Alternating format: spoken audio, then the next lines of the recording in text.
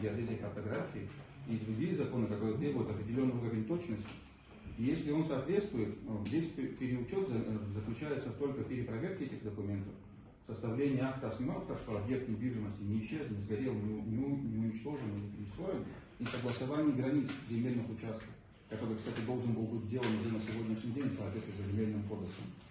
И постановка на учет. Вот в этом заключается весь учет. Если же съемки не сделаны, то о каком материале можно говорить о переучете без участия гражданина? То есть, если съемки нету, как мы можем ее создать из воздуха?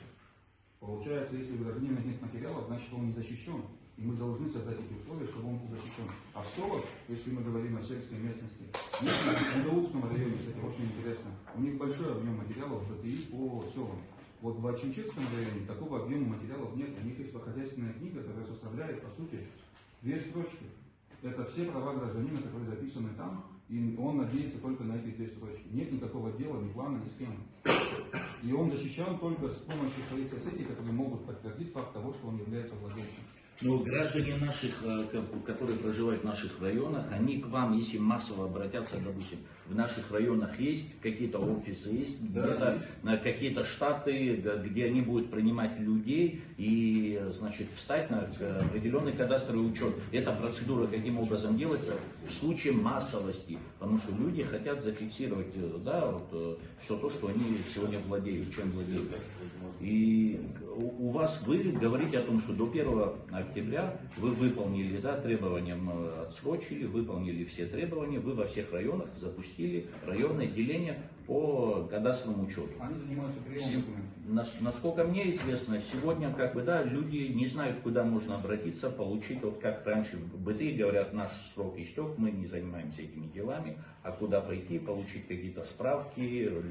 Вот. У нас, я насколько знаю, у нас по гражданским делам у нас все суды и судебные дела приостановлены на сегодняшний день. Они не знают, куда обращаться, где получить ответы на запросы судебной системы по гражданским делам. Нам уже пришли с судебными решениями и направляют. Можно Беслан Викторович? Да, Я, знаете, Тимур Бесланович, один вопрос задать. Вот мы думали, ну, вы расскажете нам 1 октября сейчас. И потом мы о проблемах, которые есть. Ну, вы рассказываете, что у вас нет проблем. Тогда смысл нам этот закон вообще рассматривать, если у вас все хорошо. Я понял, в чем смысл этого закона. Он заключается в определенных тонкостях, которые мы не можем никаким законом изначальным учесть, потому что они связаны не с законодательной нормой, а именно с жизненной ситуацией граждан наших.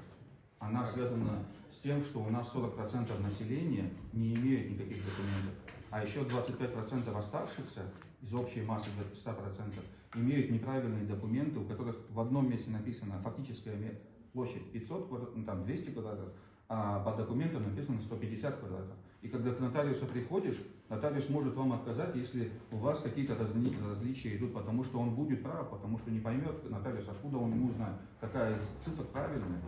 В этом заключается наш смысл этого документа, в том, чтобы, и вот то, что вы сказали тоже, эти массовость, чтобы исключить, мы хотели поэтапность сперва внести. Поэтапность в данном случае в том, чтобы мы могли быстро и много по Сухуму и Сухумскому району объектов сделать, потому что мы видим, что Сухум сам по себе это 50% всех дел, которые производятся в Абхазии.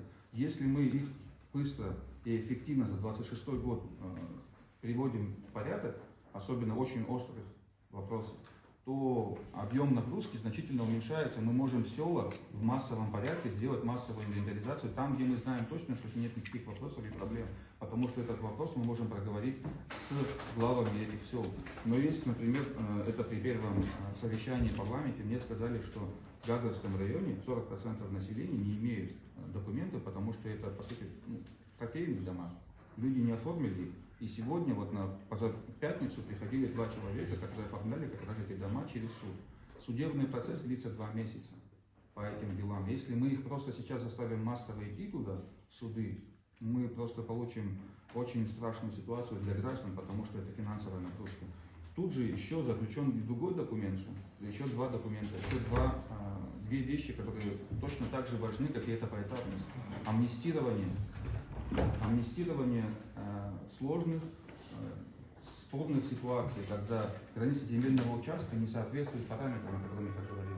Он может отличаться, потому что в Советском Союзе он жил на 15 соток или на 8 сотках и имел право получить документы на эти 8 соток в соответствии с тем же земельным кодексом. Но документы получил на 6 соток.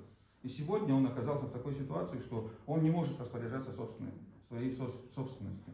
Либо у него есть перестройка внутренних помещений, внешних помещений. Он достроил, перестроил свой дом, построил целый этаж. И чтобы сегодня его заставить все это переделывать, это пройтись по всем инстанциям администрации этого же района. Представьте себе, я всех их буду направлять в одном и том же направлении. Администрация захлебнется и будет мне ябедно.